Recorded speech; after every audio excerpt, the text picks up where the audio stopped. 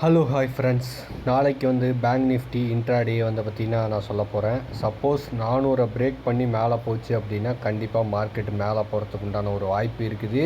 So ஒரு 30% வந்து பார்த்திங்கன்னா போச்சு அப்படின்னா ஒரு 50% வரைக்கும் வந்து பார்த்திங்கன்னா உங்களுக்கு ரிட்டர்ன்ஸ் கொடுக்கும். அப்படி இல்லை அப்படின்னா 70% வந்து பார்த்திங்கன்னா கண்டிப்பாக போச்சு அப்படின்னா ஒரு 1% வரைக்கும் வந்து உங்களுக்கு ரிட்டர்ன்ஸ் கொடுக்கும். சப்போஸ் கீழே வந்து பார்த்திங்கன்னா பிரேக் பண்ணுச்சு அப்படின்னா கீழே வந்து எதை பிரேக்னா இந்த 800, ஸோ அந்தமாரி ரேஞ்சஸ்ஸு இல்லைனா இந்த 900 இந்தமாரி ரேஞ்சஸ் எல்லாம் வந்து பார்த்திங்கன்னா பிரேக் பண்ணிச்சு அப்படின்னா கண்டிப்பாக வந்து மார்க்கெட்டு கீழே போகிறதுக்கு உண்டான ஒரு வாய்ப்பு இருக்குது.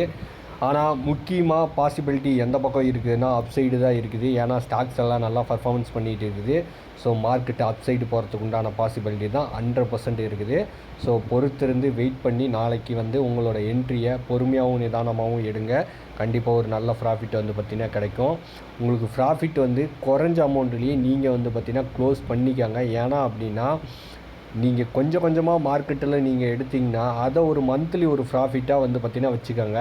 இன்ட்ராடே பண்ணுறீங்க எல்லாருமே வந்து பார்த்திங்கன்னா ஒரு 5 நாள் இருக்குதுன்னா அதில் 3 நாள் ட்ரேட் பண்ணுங்கள், மீதி 2 நாள் வந்து பார்த்திங்கன்னா வெயிட் பண்ணுங்கள், மார்க்கெட் எப்படி போகுது அப்படின்ட்டு அனலைஸ் பண்ணுங்கள்.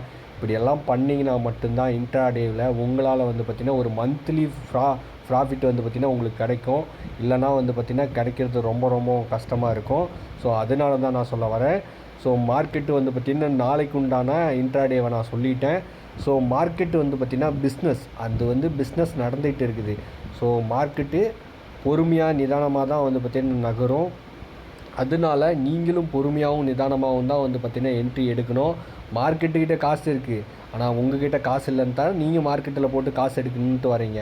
அப்போது உங்கள் கேபிட்டலுக்கு நீங்கள் தான் பொறுப்பு. அதனால் பொறுமையாகவும் நிதானமாகவும் பார்த்து மார்க்கெட்டு எந்த பக்கம் போகுதுன்னு பார்த்துட்டு அதுக்கப்புறம் என்ட்ரிஸை ப்ளேஸ் பண்ணுங்கள்.